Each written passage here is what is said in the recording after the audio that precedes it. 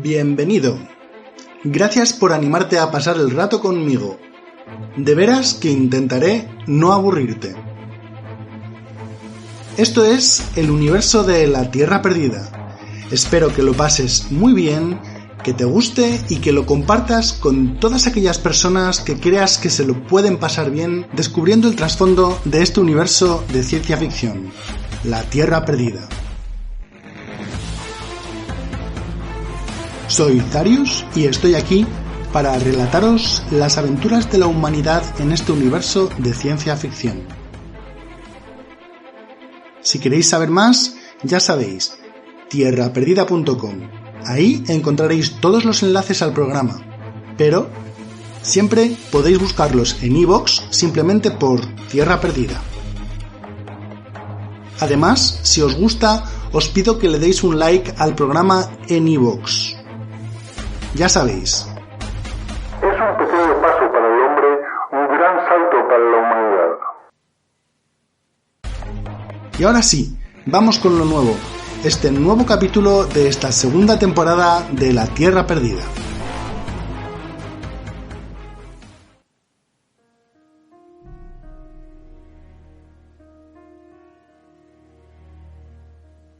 Gracias a Grégoire Lurme, el compositor del tema bajo licencia Creative Commons llamado Bella Ciao. Este será el tema que escucharemos de fondo durante esta narración, y además espero usar este tema más a menudo para la facción kentiana porque la verdad es que creo que le pega mucho. Anteriormente, en el universo de la Tierra Perdida, hemos visto cómo las tres naves colonizadoras que despegaron del sistema solar llegaron tanto a Olimpia como a Elysium y Centaurus. Los colonos lograron sobrevivir y prosperaron, a pesar de todas las dificultades, para finalmente, en un futuro lejano, volver a reencontrarse gracias al sistema de portales diseñado por los olimpianos. A partir de entonces se crea una gran unión de estos tres descendientes de esos colonos humanos. Esta unión se llama la USM, lo que es el germen de un imperio galáctico. En el sexto milenio, la USM, por fin, está preparada para volver al sistema solar, un sistema solar en el que ha llegado la puerta de la Tierra. Sin embargo, tras las primeras misiones de exploración en el sistema solar, las cosas no salen realmente como estaban previstas y se decide cerrar la puerta de la Tierra en espera de lo que pueda descubrirse con más detalle. Tras los acontecimientos que os he relatado en los anteriores podcasts, hay que saber que el portal de la Tierra va a mantenerse cerrado durante muchísimo tiempo, no solo por los acontecimientos que ya os he relatado, sino que en el futuro se van a mandar varias misiones de exploración al sistema solar, pero ninguna de ellas va a volver. Por lo tanto, no se consiguen ningún dato de estas misiones, y el miedo, el misticismo en torno al sistema solar y lo que hay detrás de la puerta de la Tierra va creciendo dentro de lo que es la USM. Pero hoy no os voy a hablar de la continuación de esta historia. Me voy a centrar en otra historia volviendo a los orígenes. Hoy os voy a hablar una vez más de los kentianos y del planeta Viridium.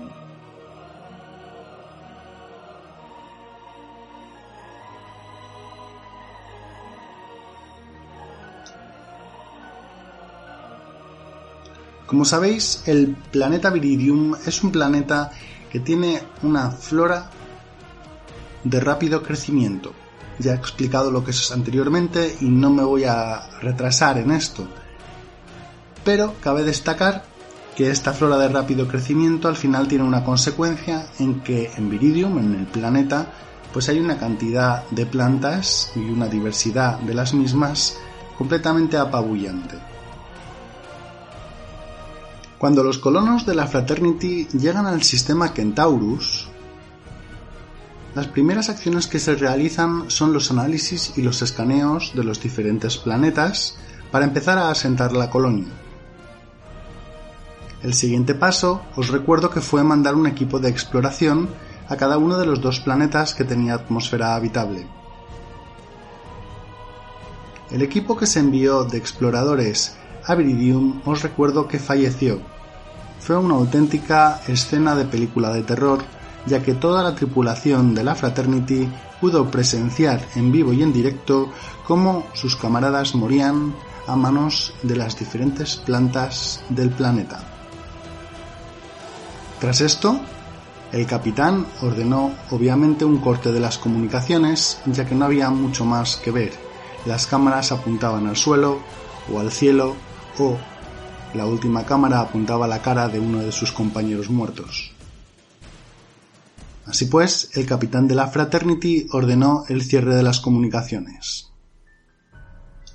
A partir de ahí continúa la historia que ya conocéis y hemos visto en el podcast número 3, Centaurus, la llegada.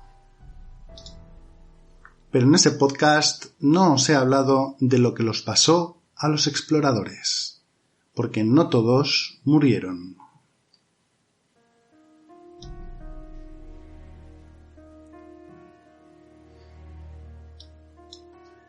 En Viridium existía un ser con consciencia. Y más que un ser, era toda una raza de plantas completamente conscientes. Aunque gracias a Dios para los colonos, estas plantas no eran las habituales en el planeta, simplemente era una de las muchas razas que contenía este planeta. Esta raza de plantas, sin nombre, porque ni siquiera ellas eran capaces de darse nombre, eran conscientes de los repetidos ataques de los Morkais y habían encontrado a lo largo de los siglos la forma de sobrevivir a la extinción masiva que provocaban. También habían logrado transmitir los conocimientos a través de los diferentes individuos mediante un mecanismo de sinapsis que funcionaba a través de las raíces.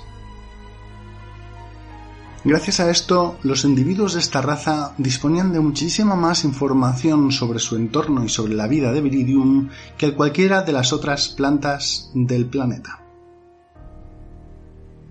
La consciencia de esta raza hacía que inevitablemente quisieran ir a más y conocieran mejor que nadie cuáles eran sus limitaciones.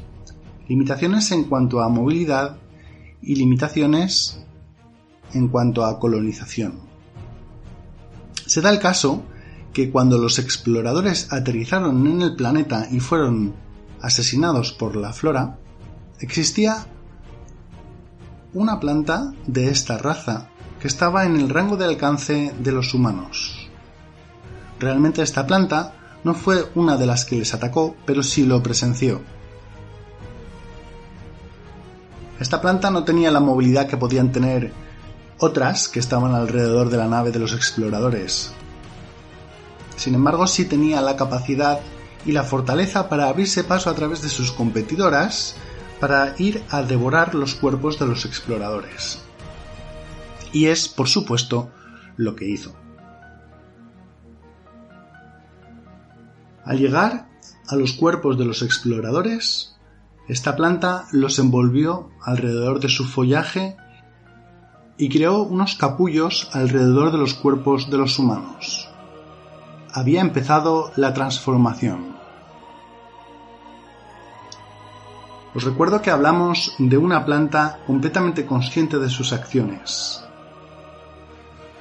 Disponía de un grupo de humanos que habían fallecido a manos de sus congéneres.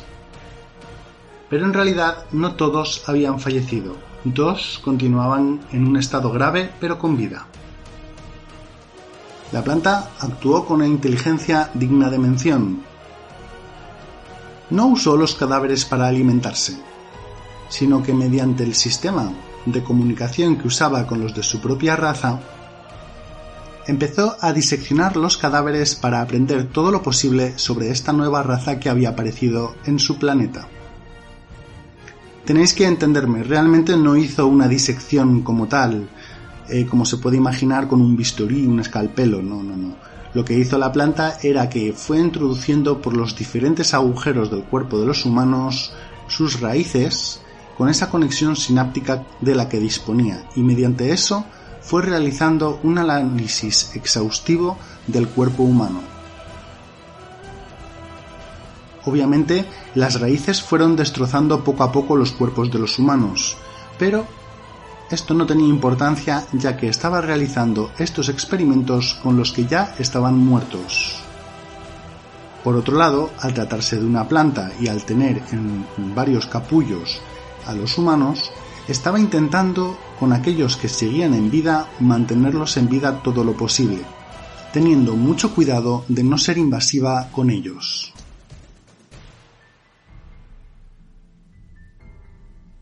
El proceso de investigación sobre los muertos fue avanzando y rápidamente la planta se dio cuenta que estos seres disponían de una cantidad de órganos específicos para ciertas funciones específicas. Cuando, por ejemplo, entendió que el estómago servía para procesar alimentos, lo que hizo con los humanos que estaban vivos en los otros capullos fue alimentarlos.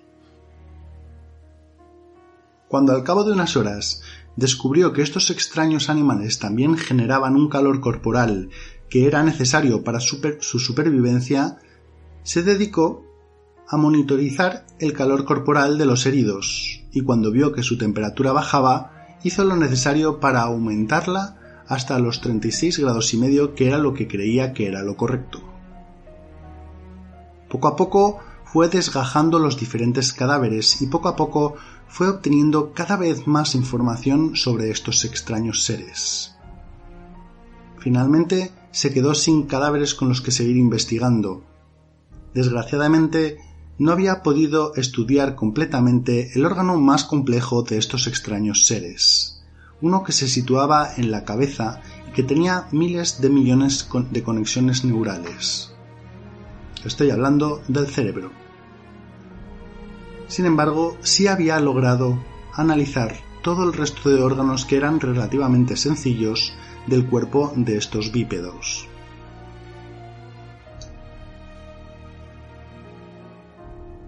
Imaginaros una cápsula médica de alta tecnología en la que tú te introduces cuando tienes heridas de la gravedad que sea, y esta cápsula tecnológica es capaz de suministrarte todos los medicamentos necesarios, de coserte las heridas y de acelerar tu ritmo de sanación. Bueno, pues estos capullos que generó esta planta alrededor de estos dos humanos que seguían en vida eran realmente o se comportaron realmente como cápsulas médicas. En cuanto la planta supo cuáles eran las necesidades de todos los órganos del cuerpo humano, empezó a proveer todo lo necesario para que estas dos personas que estaban inconscientes y medio muertas pudieran sobrevivir. Su objetivo no era otro que buscar aliados.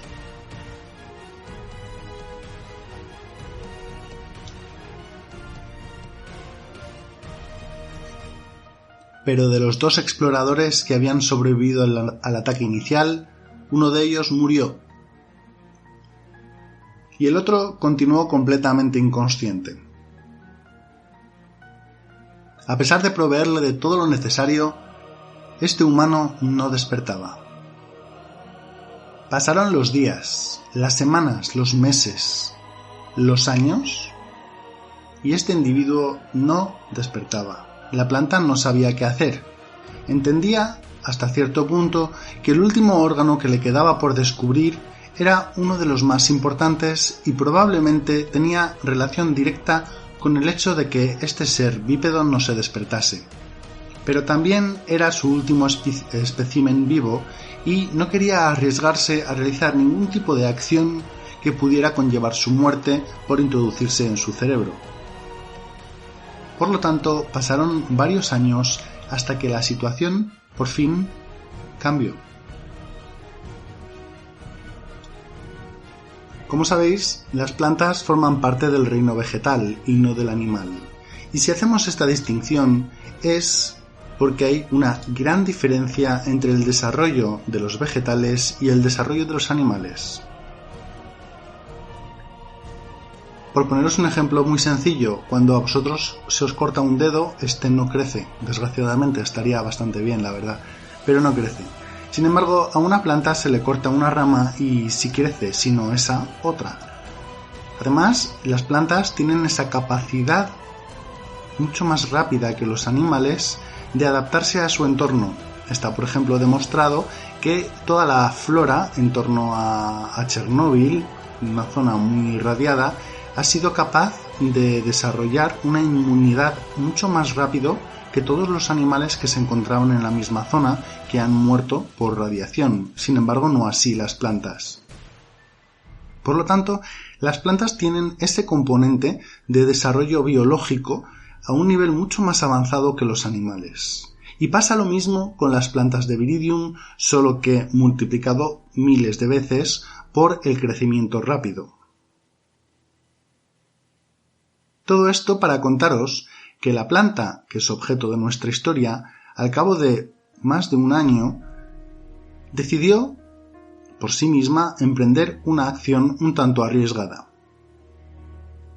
Desarrolló un zarcillo especial.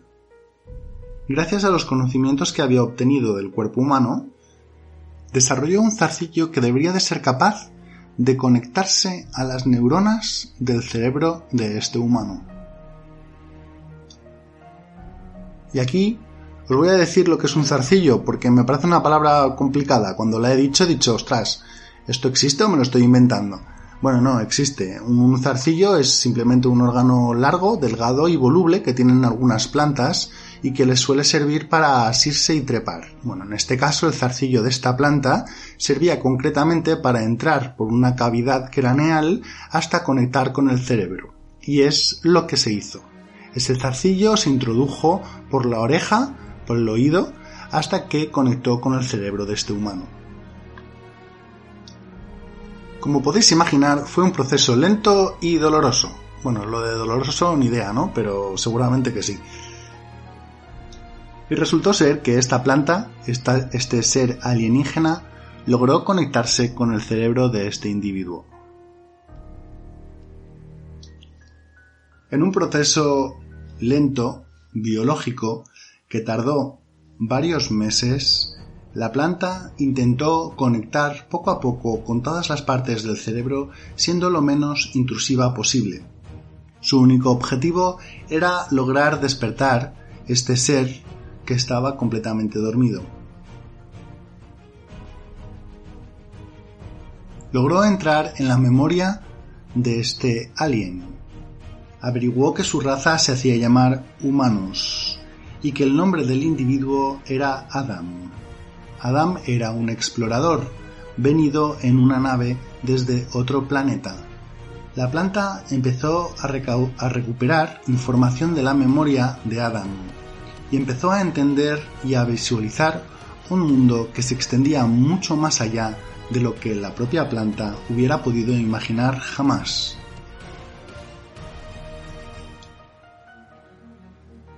Como os he dicho, esta raza de plantas, era una raza de plantas completamente consciente, y como habéis podido comprobar por el relato que os estoy haciendo, esta planta es completamente consciente. Y por lo tanto, cuando consiguió ahondar en estos recuerdos, el shock fue brutal. Poco a poco fue urdiendo un plan. Ya que, como os he explicado antes, esta raza de plantas, al tener esa conciencia tan avanzada, se sentía aprisionada dentro de su propio cuerpo físico. Pues esta planta, concretamente, lo que decidió hacer fue intentar fusionarse con este tal Adam para intentar obtener todas las ventajas del cuerpo físico del tal Adam. Sin embargo, antes de realizar este proceso o de intentarlo, decidió que debía de mejorar el propio cuerpo de Adam.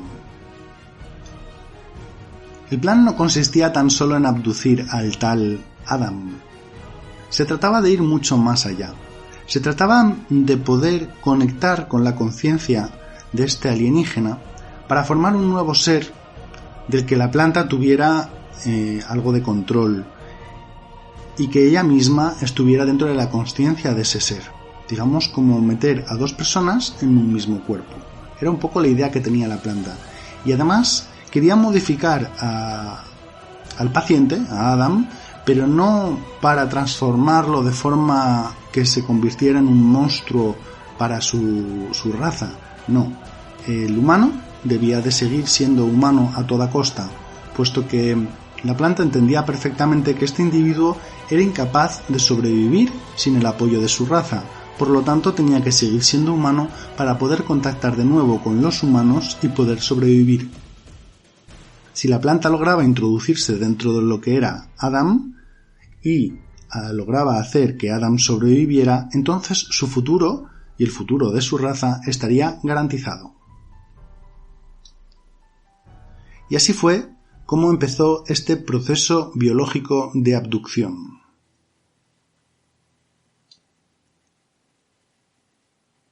Tres años después del accidente de los exploradores de la Fraternity, Adam despertó en el centro de una gruesa raíz que tenía una apertura por la que le permitía salir. Pero no os equivoquéis, Adam no era Adam. Su consciencia se había fusionado con el de la planta. Era un nuevo ser el que había nacido. El pequeño explorador, que medía 1,70 m, que tenía unos 28 años, ahora se había convertido en un hombre hecho y derecho con una masa muscular impresionante y una capacidad de reflejos más allá de lo que ningún humano y ningún atleta podría haber soñado jamás. Para colmo, su mente estaba repleta de conocimientos de siglos y siglos y siglos sobre Viridium. Al despertar, lo primero que pensó no fue en su propia supervivencia. Lo primero que pensó es que tenía que avisar a los suyos porque los Morkais iban a llegar. Obviamente, él no sabe lo que son los Morkais. Pero dentro de esta reflexión, lo que sí era importante saber es que él tenía ese conocimiento de que una raza alien venía al planeta Viridium cada poco tiempo a recolectar la masa biológica. Adam el Renacido es un nombre un poco ostentoso, pero fue una de las cosas que pensó al despertar. Sin embargo, él era completamente consciente de que no era aquella persona que había muerto definitivamente con los compañeros exploradores.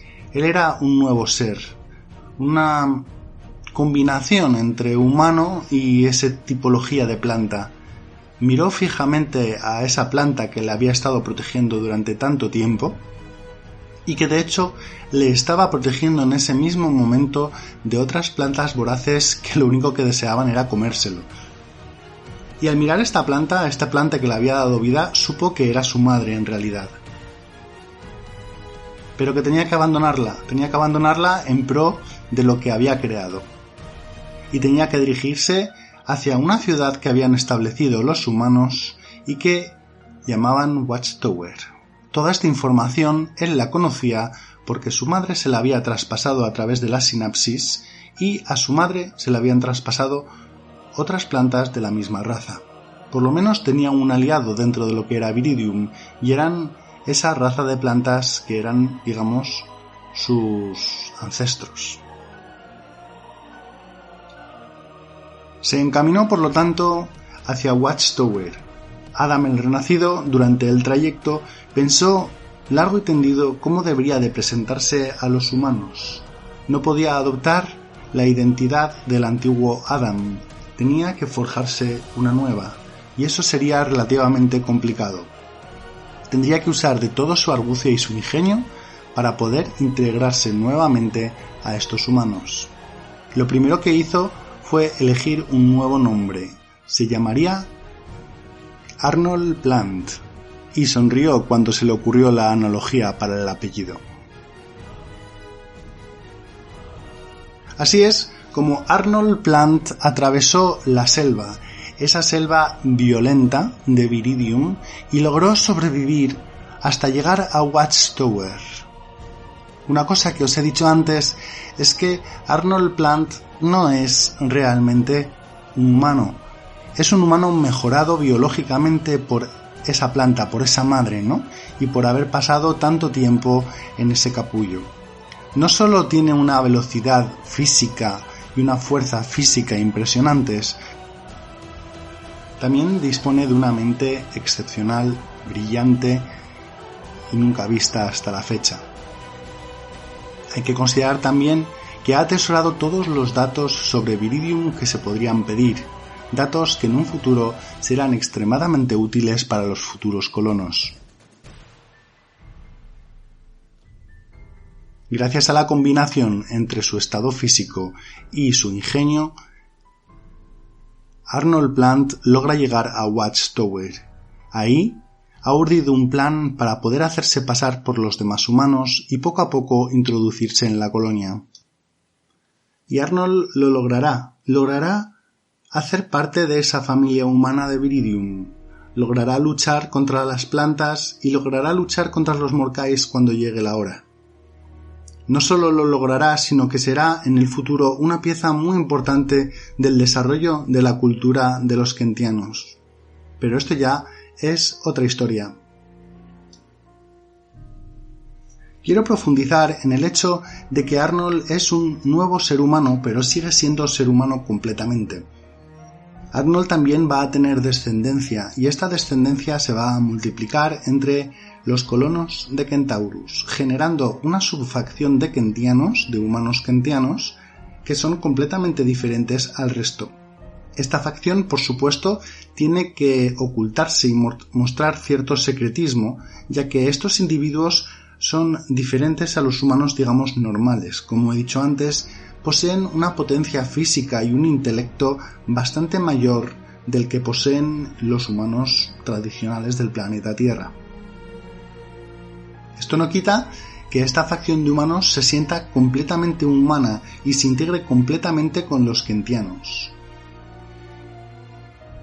Y aquí el punto de ironía es que, no sé si recordáis, los kentianos son una raza extremadamente anti-alienígena. No les gustan nada los aliens. Sin embargo, entre ellos podríamos decir que conviven con aliens todos los días. Así que ahí está ese pequeño punto de ironía que le da una vuelta más de trasfondo que me resulta muy interesante a esta facción kentiana.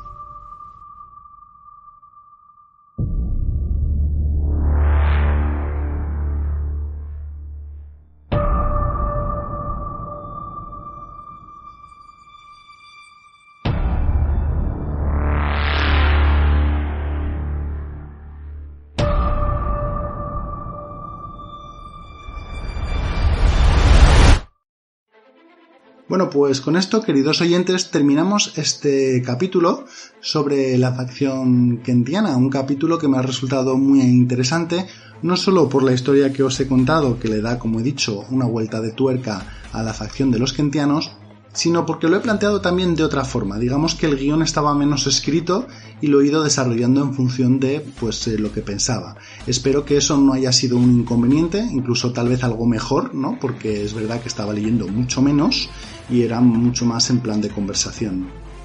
En este caso he dejado la historia cerrada, como normalmente lo que suelo hacer es dejar algo abierto, algo de misterio, pero no es verdad, porque aquí el misterio está en realmente cómo este Arnold Plant va a lograr poco a poco subir los escalafones dentro de lo que es la sociedad kentiana, cómo va a lograr ayudar a los suyos, a los humanos, se entiende, a defenderse de las plantas, y cómo va a lograr defender a los suyos de los Morkais, porque no os equivoquéis, Arnold Plant es una figura legendaria en la historia de los kentianos. Bueno, pues espero que como siempre os haya gustado. Una vez más, mil gracias por vuestra atención y un saludo. Hasta la próxima.